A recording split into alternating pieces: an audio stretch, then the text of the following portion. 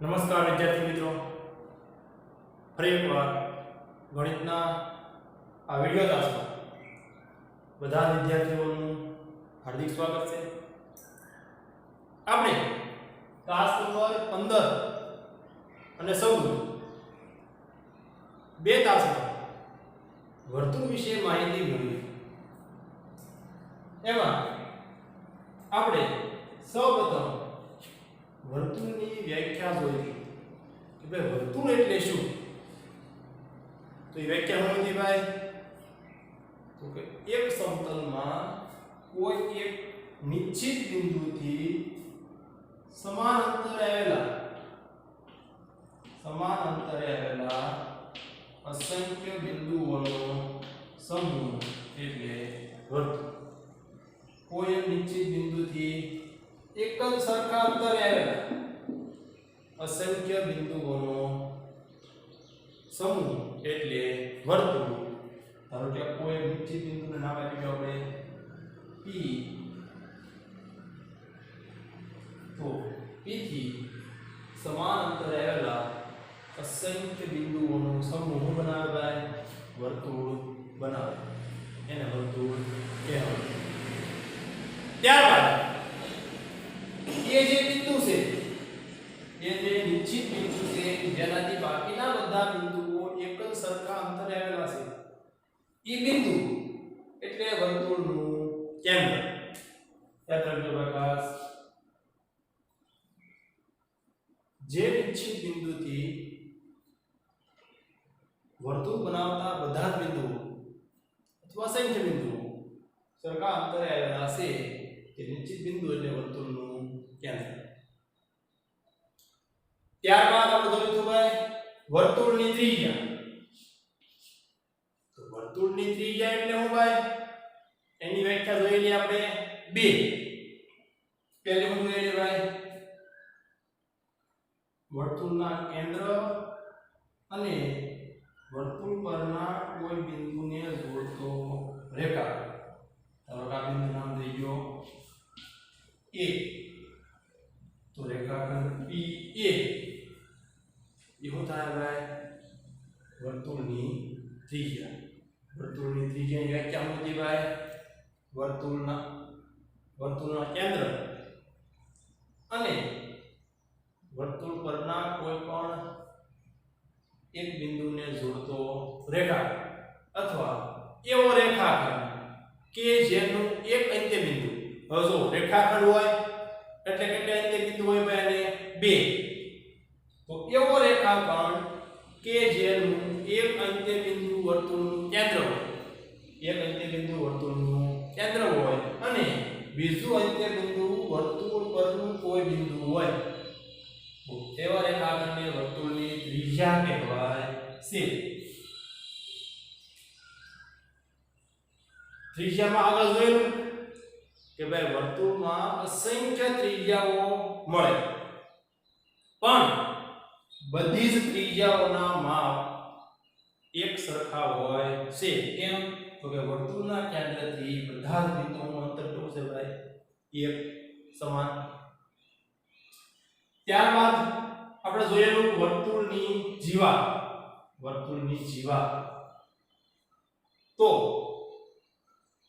ત્રિજ્યા પણ છે ભાઈ એક રેખાખંડ છે, એ જ રીતે જીવા પણ છે એક પ્રકારનો રેખાખંડ, પણ એમાં વર્તુળના કેન્દ્રને ધ્યાનમાં લેવાનું છે નહીં. જીવા એટલે કેવો રેખાખંડ? વર્તુળ પરના કોઈ પણ બે બિંદુને જોડતો રેખાખંડ. વર્તુળ પરના કોઈ પણ બે બિંદુને જોડતો રેખાખંડ એટલે જીવા.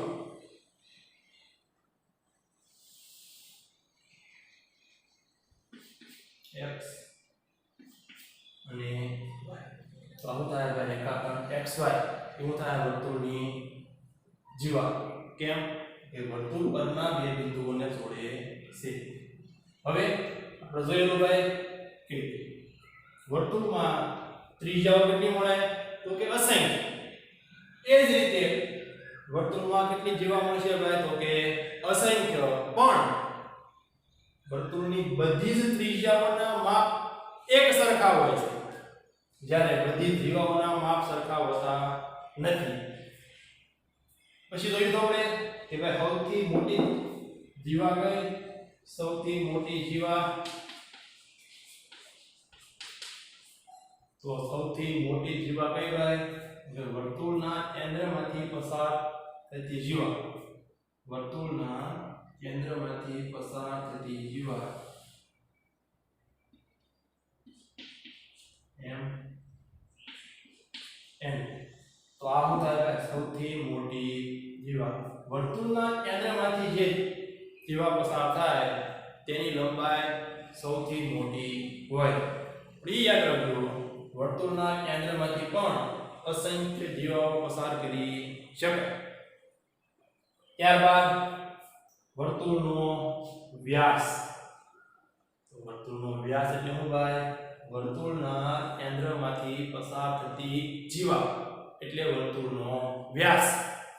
રેખાખંડ એમ એન એવું થાય વર્તુળનો વ્યાસ. વર્તુળના વ્યાસ કેટલા મળે આપણને ભાઈ? અસંખ્ય. વર્તુળના વ્યાસ કેટલા મળે આપણને? અસંખ્ય. પણ બધા જ વ્યાસનું માપ એક સરખું હોય છે. કેમ? તો કે બધા જ વ્યાસ વર્તુળના કેન્દ્રમાંથી પસાર થાય છે. ગમે એટલા વ્યાસ દોરો, બધા શું થાય ભાઈ? વર્તુળના કેન્દ્રમાંથી પસાર થશે.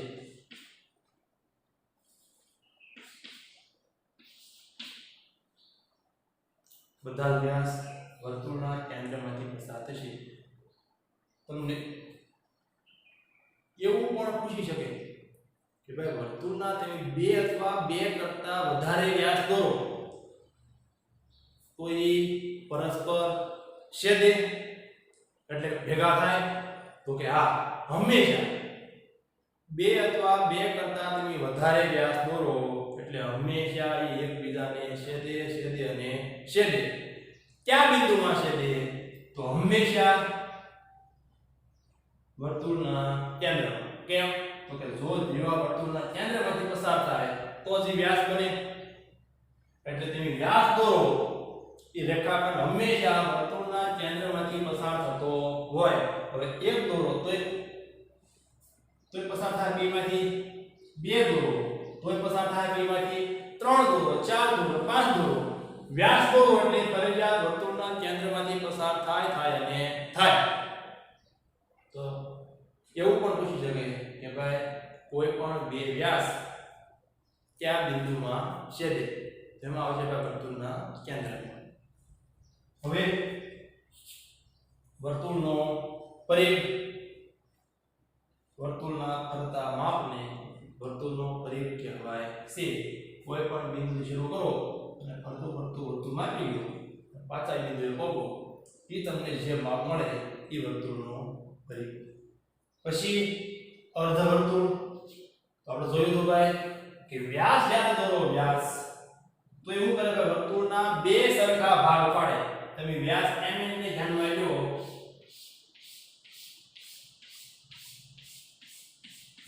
વ્યાસ mn ને ધ્યાનમાં લો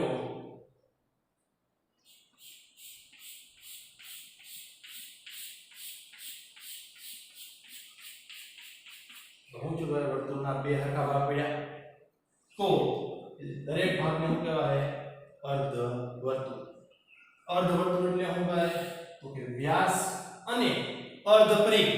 જો આખું શું થાય? વર્તુળનો પરિઘ થાય. જો તે બે સરખા ભાગ પાડ્યા એટલે આ કેટલો વધ્યો ભાઈ? અડધો પરિઘ વધ્યો. તો અર્ધવર્તુળ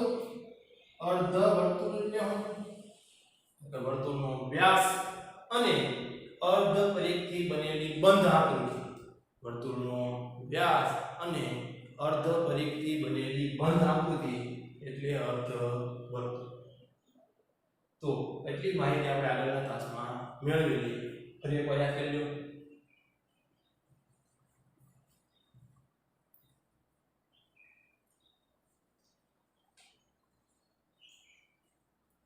હવે આપણે આજે નવી માહિતીમાં થોડું જોઈએ જો એક નવો શબ્દ વર્તુળની સાપ, વર્તુળની સાપ. તો વર્તુળની ચાપ એટલે શું? કાંઈ નહીં, વર્તુળ પરનો કોઈ પણ ભાગ એટલો ભાગ લઈ લ્યો તો આ શું થઈ ગઈ? વર્તુળની સાપ. આ ભાગ લ્યો શું થયું? વર્તુળની સાપ. એટલો ભાગ લ્યો વર્તુળની સાપ. એનાથી મોટો મોટો ભાગ લ્યો આ શું થયું? વર્તુળની સાપ. વર્તુળ પરનો કોઈ પણ ભાગ એટલે વર્તુળની સાપ.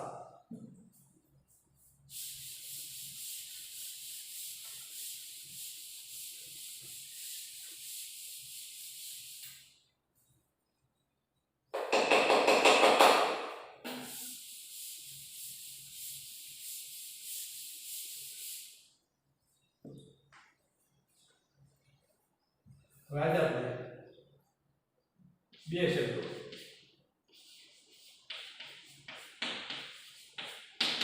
વૃત્તાંશ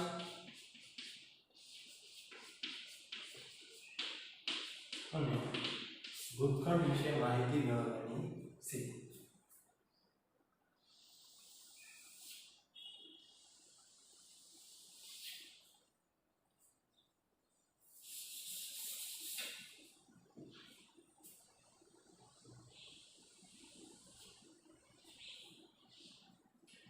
વર્તુળ અને કેન્દ્ર ધારો કરી લો O, તો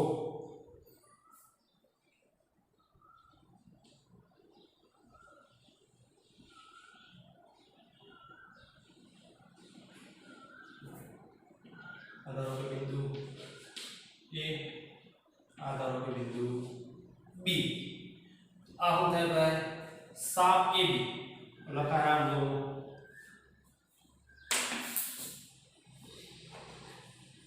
લખાય જો સાપ A B. આમ ને જો આ થાય રેખાખંડ A B. થોડુંક ભારે માથે સાપ AB. તો વર્તુળમાં વૃત્તાંશ એટલે શું? વર્તુળમાં વૃત્તાંશ એટલે શું? તો કે વૃત્તાંશ એટલે વર્તુળનો એવો ભાગ. વૃત્તાંશ એટલે વર્તુળનો એવો ભાગ કે જે એક સાપ અને બે ત્રિજ્યાઓ વડે ઘેરાયેલો છે. ખાસ ધ્યાન આપજો ભાઈ.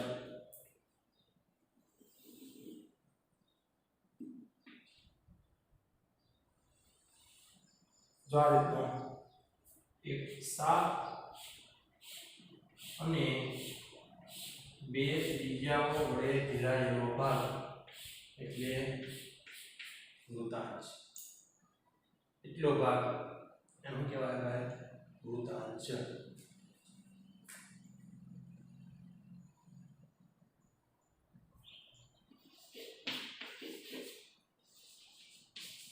જેની એક બાજુ સાપ અને બાકી બે ત્રિજ્યાઓથી ઘેરાયેલો ભાગ એટલે વૃત્તાંશ. ખાસ યાદ રાખજો, વૃત્તાંશ અને વૃત્તખંડ એ વર્તુળના બે ભાગ છે. એવો ભાગ કે જેમાં એક બાજુ વર્તુળનો ચાપ અને બાકી બે બાજુ વર્તુળની ત્રિજ્યાઓ વડે ઘેરાયેલો હોય તો એવો ભાગ એટલે વર્તુળનો વૃત્તાંશ. જોઈ લો મેં ખાસ.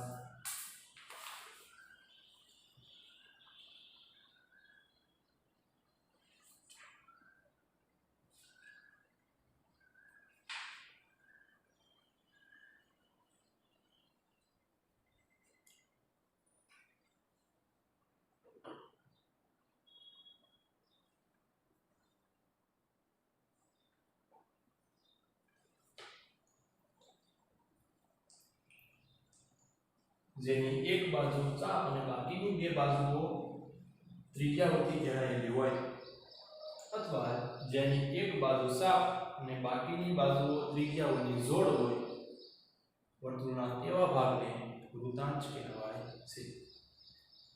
ખાસ યાદ રાખજો ભાઈ, એક બાજુ વૃત્તાંશ, બાકી બે બાજુ વર્તુળની બે ત્રિજ્યા, એવો ભાગ એટલે વૃત્તાંશ. લખાય શું ભાઈ? તો કે વૃત્તાંશ ઓ એ બી લોકો નિશાની ધ્યાનમાં લેવાની છે નહીં. સીધું તે ઓ એ બી અથવા ઓ બી એ, ઓ એ બી અથવા ઓ બી એ. તમને કેમ લાગે છે? વૃત્તાંશ લખો તો લખવાનું વૃત્તાંશ ઓ એ બી. આગળ વાત કરીએ તો વૃત્તખંડ. તો વૃત્તખંડ એટલે શું? તો વૃત્તખંડ એટલે વર્તુળનો એવો ભાગ કે જે વર્તુળની ચાપ અને જીવા વડે ઘેરાયેલો હોય.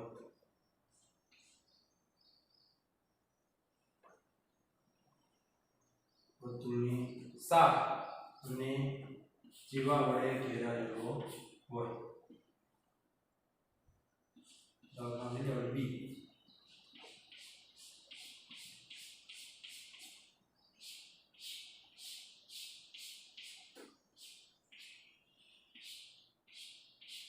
તો આટલો ભાગ એટલે શું થાય? વૃત્તખંડ.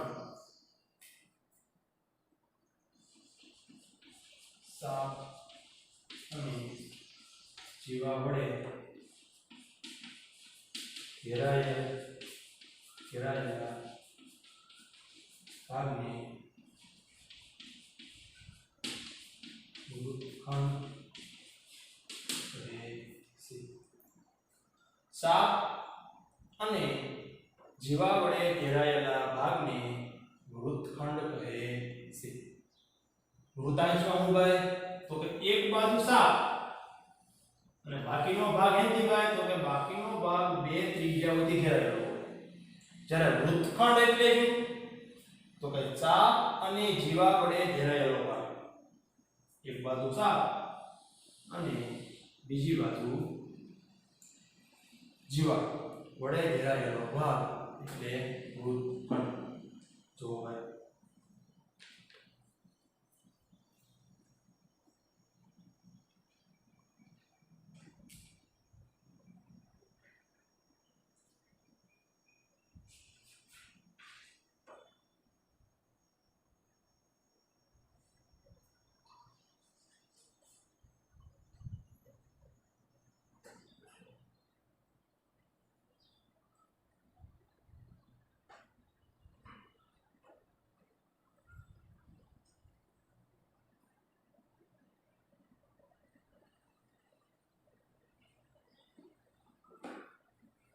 હવે ને પૂછે ભાઈ વર્તુળમાં વૃત્તખંડ કયો? તો હું કરવાનું ભાઈ? આ બે બિંદુ તો હોવાના તે જીવાના અને એક કોઈ પણ બિંદુ વચ્ચે લઈ લેવાનું. વર્તુળ પાસે જે બિંદુ આવેલા છે, હવે ખાલી એમ કહો ભાઈ x y વૃત્તખંડ તો આખું આવે નહીં. એટલે શું કરવાનું? કોઈ પણ એક બિંદુ લઈ લેવાનું. એટલે શું થાય? વૃત્તખંડ તો કે x b y. આનો કોઈ નિશાની આવતી છે ને સીધું તે વૃત્તખંડ x b y. વૃત્તાંશ અને વૃત્તખંડ બંનેમાં સાપ વડે આવશે, પણ બીજો ફેર એટલો કે આમાં બાકીનો ભાગ છે તો બંનેમાં એક ભાગ તો સાપ વડે ઘેરાયેલો છે, બીજો જે ભાગ છે એ વૃત્તાંશમાં બે ત્રિજ્યાઓ હોય અને વૃત્તખંડમાં જીવા વડે ઘેરાયેલો હશે. એ ખાસ યાદ રાખવાનું છે. હવે આ જોયો આપણે ખાસ.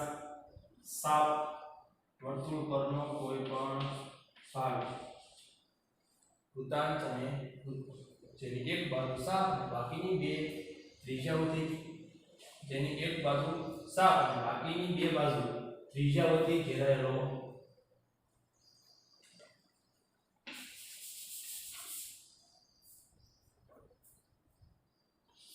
ઘેરાયેલી હોય તેવા ભાગની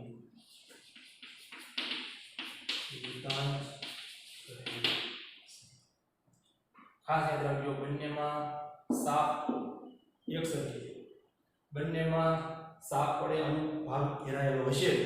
ફેર કેટલો બંનેમાં કે વૃત્તાંશમાં બાકીનો ભાગ 2/3 ઘેરાયેલો છે, જ્યારે વૃત્તખંડમાં બાકીનો ભાગ જીવા વડે ઘેરાયેલો છે. હવે એક સમય એવો આવે, એક તમને વર્તુળનો ભાગ એવો મળે કે જેમાં બંને હરખું થાય, વૃત્તાંશ અને વૃત્તખંડ બંને એક સરખું થાય. એવો ભાગ એટલે શું ભાઈ? તો કે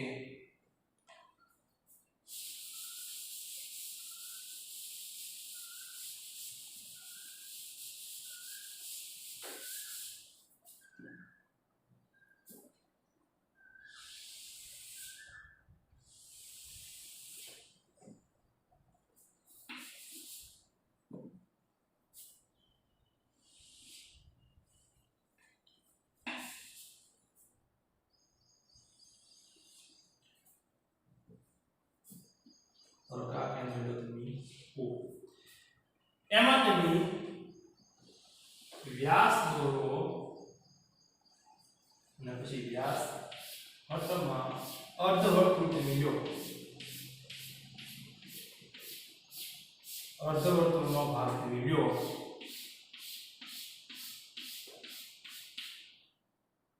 इसे साफ कर नाखो.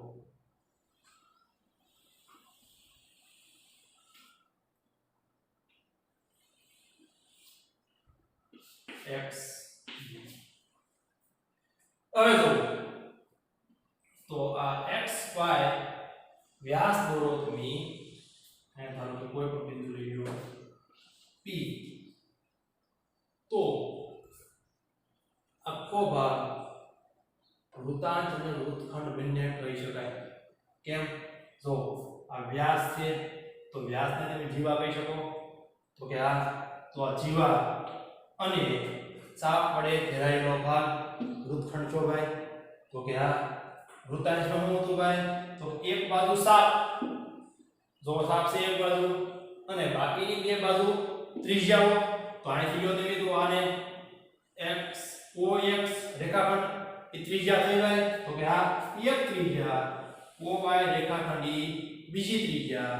તો વૃત્તાંશ મેળવો, તો વૃત્તાંશમાં લખવાનું x y o, આ ક્યાં પડવાનું x y o, આનો કદાચ થાય x o y કા જોજો, અને વૃત્તખંડમાં x p.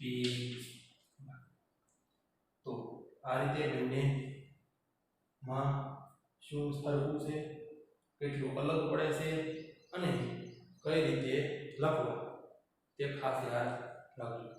હવે આગળની માહિતી આપણે વધારાની માહિતી, વધારાના પ્રશ્નો આવતા તાસમાં ભણીશું.